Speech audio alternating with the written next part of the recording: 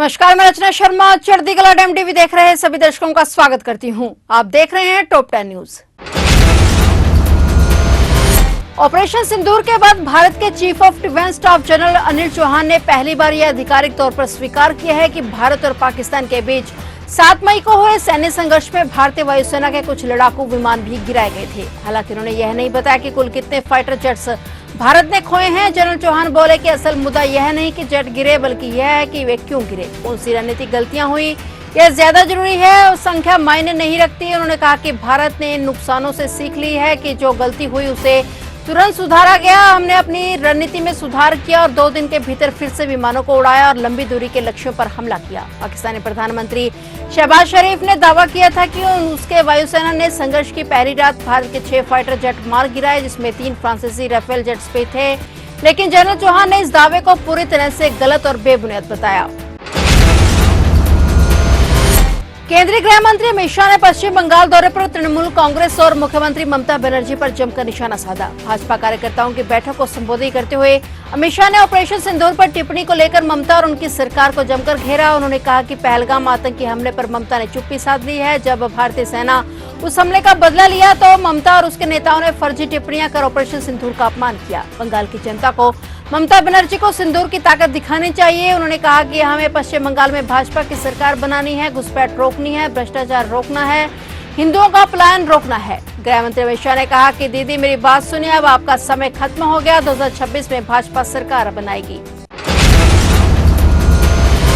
लोकसभा में नेता प्रतिपक्ष और वरिष्ठ कांग्रेस नेता राहुल गांधी 4 जून को चंडीगढ़ आ रहे हैं। राहुल गांधी यहां हरियाणा कांग्रेस के नेताओं की बैठक लेंगे। हरियाणा में राहुल गांधी संगठन के मुद्दे पर बैठक लेने आ रहे हैं। प्रदेश में कांग्रेस संगठन का गठन पिछले लगभग 11 वर्षों से नहीं हो पाया है। राहुल गांधी के दौरे को लेकर तैयारियां शुरू हो चुकी हैं। चंडीगढ़ पुलिस की एक टीम ने सेक्टर 9 स्थित हरियाणा कांग्रेस मुख्यालय का जायजा भी लिया है। राहुल गांधी ने संगठन के लिए हरियाणा में ऑब्जर्वर नियुक्त किए जो अन्य प्रदेशों से संबंध रखते हैं और इन्हीं ऑब्जर्वरों की बैठक लेने पहुंचे राहुल गांधी 4 जून को अब चंडीगढ़ भी आ रहे हैं। यह बैठक चंडीगढ़ के सेक्टर 9 स्थित पार्टी कार्यालय प्रदेश में हो सकती है और बैठक में हरियाणा के वरिष्ठ नेताओं भूपेंद्र सिंह हुड्डा, कुमारी शैलजा, रणदीप सिंह सुरजेवाला, दीपेंद्र हुड्डा सहित कांग्रेस सांसद और कुछ वरिष्ठ विधायकों को भी बैठक के लिए आमंत्रित किया गया है। इंस्टाग्राम इन्फ्लुएंसर शर्मिष्ठा पनोली को गिरफ्तारी को लेकर जमकर राजनीतिक बयानबाजी चल रही है। ऑपरेशन सिंदूर के मुद्दे पर एक समुदाय विशेष की धार्मिक भावनाओं को आहत करने वाली सोशल मीडिया पोस्ट के आरोप में 22 साल के इंस्टाग्राम इन्फ्लुएंसर शर्मिष्ठा पनोली को गिरफ्तार कर लिया गया है। कोलकाता के गार्डन रिच थाने की पुलिस ने उन्हें गुरुग्राम से गिरफ्तार किया है। शर्मिष्ठा के बचाव में भाजपा सांसद कंगना रनौत लगातार टिप्पणी कर रही हैं और भाजपा सांसद ने कहा कि कानून व्यवस्था के नाम पर किसी को परेशान करना ठीक नहीं है। जब कोई माफी मांग लेता है, पोस्ट हटा देता है और लेकिन उसे जेल में डालना, उसे प्रताड़ित करना, उसका करियर खत्म करना और उसके चरित्र पर सवाल उठाना बहुत गलत है। किसी भी बेटी के साथ ऐसा नहीं होना चाहिए। उन्होंने कहा कि मैं पश्चिम बंगाल सरकार से आग्रह करती हूं कि राज्य को उत्तर कोरिया बनाने की कोशिश न करें। फिरोजपुर के विधानसभा क्षेत्र गुरुहरसराय के अंतर्गत थाना लखोके बहराम के गांव तरिंडे के मौजूदा आम आदमी पार्टी सरपंच जशनप्रीत सिंह बावा ने खुद को गोली मारकर आत्महत्या कर ली। इस घटना ने सैन्य समुदाय में सनसनी फैला दी है। जानकारी के मुताबिक जशनप्रीत ने आत्महत्या करने से पहले फेसबुक पर पोस्ट साझा की थी जिसमें कविताओं की कुछ पंक्तियां लिखी थी। हालांकि अभी तक यह स्पष्ट नहीं हो सका है कि उन्होंने ये कदम क्यों उठाया। पुलिस ने मामले की जांच शुरू कर दी है और आत्महत्या के कारणों का पता लगाने का प्रयास किया जा रहा है। घटना की सूचना मिलते ही गुरुहरसराय के आप विधायक फौजा सिंह तुरंत जशनप्रीत के घर पहुंचे और बताया जाता है कि जशनप्रीत अपनी पार्टी में काफी सक्रिय थे और उनकी सामाजिक गतिविधियों में महत्वपूर्ण भूमिका थी और इसके बावजूद उनके इस कदम के पीछे के कारण अभी रहस्य बने हुए हैं। पुलिस ने जशनप्रीत के शव को कब्जे में लेकर पोस्टमार्टम के लिए भेज दिया है। श्रोमणी अकाली दल को छोड़कर आम आदमी पार्टी में शामिल हुए शहीद भगत सिंह नगर नवांशहर जिले की बंगा विधानसभा सीट से विधायक डॉक्टर सुखविंदर कुमार सुखी को पंजाब विधानसभा ने नोटिस जारी किया है। डॉक्टर सुखविंदर कुमार सुखी को 29 जुलाई को अपनी स्थिति स्पष्ट करने को कहा है। सुखी को 29 जुलाई को विधानसभा ने तलब किया है। हेड स्पीच केस में सजा के ऐलान के बाद यूपी के मऊ से सुबह विधायक अब्बास अंसारी की विधायकी अब खत्म हो गई है। विधानसभा अध्यक्ष सतीश महाना ने उनकी सीट को रिक्त घोषित कर दिया है। इसके लिए आज रविवार को छुट्टी के दिन सचिवालय खोला गया। चुनाव आयोग को इसकी सूचना भेज दी गई है और अब इस विधानसभा सीट के उपचुनाव पर सबकी नजर है। बता दें कि बीते विधानसभा चुनाव के दौरान नफरती भाषण और चुनाव आचार संहिता का उल्लंघन करने के मामले में अब्बास अंसारी को दोषी करार देते हुए 2 साल की सजा सुनाई गई है और इसके साथ ही अलग अलग धाराओं के तहत जुर्माना भी लगाया गया है।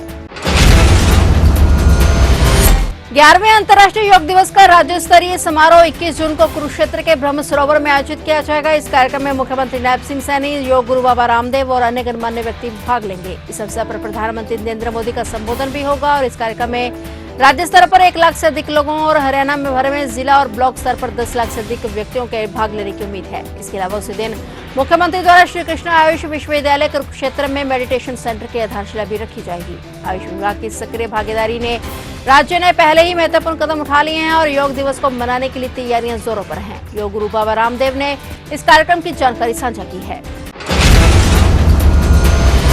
दिल्ली के सुंदर नगरी इलाके में एक बड़ा हादसा हुआ। यहाँ एक सीएनजी सिलेंडर फट गया और हादसे में 3 नाबालिग बच्चों समेत 4 लोग घायल हो गए, जिन्हें इलाज के लिए अस्पताल में भर्ती कराया गया। दिल्ली पुलिस का कहना है कि आज इलाज के दौरान 2 नाबालिगों की मौत हो गई है। पुलिस ने जानकारी देते हुए बताया कि कल शाम 4:33 पर सीएनजी सिलेंडर विस्फोट की सूचना मिली और सूचना मिलने पर पुलिस टीम घटनास्थल पर पहुंची। घटना एक गोदाम में हुई जिसका इस्तेमाल पुराने सीएनजी सिलेंडरों को स्टोर करने और उनकी मरम्मत के लिए किया जाता था। मरम्मत कार्य के दौरान एक सिलेंडर में विस्फोट हो गया। धमाका इतना तेज था कि लोग दहशत में आ गए। धमाके की वजह से गोदाम के लोहे का गेट भी टूटकर बाहर आ गया। कोरोना का खतरा पूरे देश में फैलता जा रहा है। 1 जून तक देश के 27 राज्यों में कोरोना संक्रमित मरीज सामने आ चुके हैं और पिछले 24 घंटे में कोरोना के 363 मामले सामने आने के बाद 383 मरीज जबकि ठीक हो गए हैं और 2 की मौत हुई है। हालांकि विशेषज्ञों का कहना है कि कोरोना का नया वेरिएंट मध्यम संक्रामकता वाला है और चिंता करने की कोई बात नहीं है। देश में कोरोना के बढ़ते मामलों ने डराना शुरू कर दिया है। बीते 24 घंटों में देश में कोरोना के सक्रिय मरीजों की संख्या में भारी उछाल देखा गया है। मौजूदा समय में देश में 3,758 कोरोना संक्रमितों का इलाज चल रहा है। कोरोना को मात देने वालों की बात करें तो बीते दिनों से अब तक 1,818 लोग संक्रमण से मुक्त भी हुए हैं, जबकि 2 की कोरोना संक्रमितों की मौत भी हो चुकी है। फिलहाल टॉप 10 न्यूज में इतना ही और नए समाचारों के साथ फिर से हाजिर होंगे। तब तक के लिए देखते रहिए चढ़ती कला टाइम टीवी।